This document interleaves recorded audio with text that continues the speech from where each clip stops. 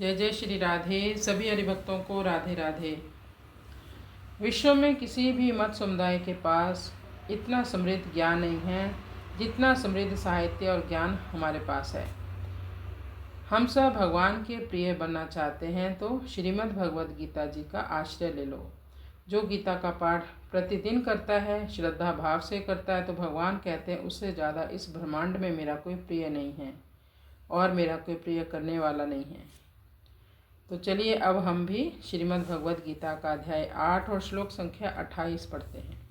वेदेषु यज्ञेषु तपस्सु चैव दानेषु यत्पुण्यफलं प्रदिष्टम् अत्येति तत्सर्वमिदं विदित्वा योगी परं स्थानमुपैति चाद्यम्।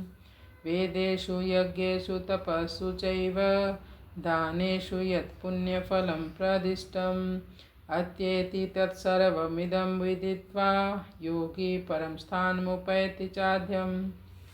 वेदों के द्वारा, यज्ञों के द्वारा, तपस्या के द्वारा, दान के द्वारा, ये सब ऐसे कर्म हैं जिसके हमें पुण्य प्राप्त होते हैं।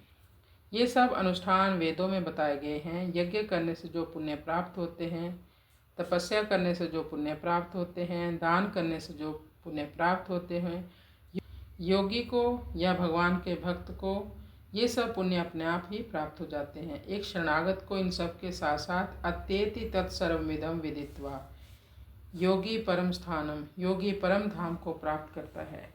क्योंकि परम धाम यज्ञ करने से, दान देने से, तपस्या करने से प्राप्त नहीं होता। भगवान के भक्त को इस संसार के सुख वैभव तो मिलते ही हैं, साथ में ही भगवत धाम की प्राप्ति भी होती है। भगवान का धाम यदि कोई प्राप्त कर लेता है तो फिर उसे इस भौतिक संसार में लौटना नहीं पड़ता। इस प्रकार ओम तत्सत इन भगवत नामों के उच्चारण पूर्वक ब्रह्म विद्या और योग शास्त्र में श्रीमद् भगवद गीता उपनिषद रूप श्री कृष्ण अर्जुन संवाद में अक्षर ब्रह्म योग नामक 8वां अध्याय पूर्ण हुआ। ओम तत्सत, ओम तत्सत। हरे नमः, हरे नमः, हरे नमः।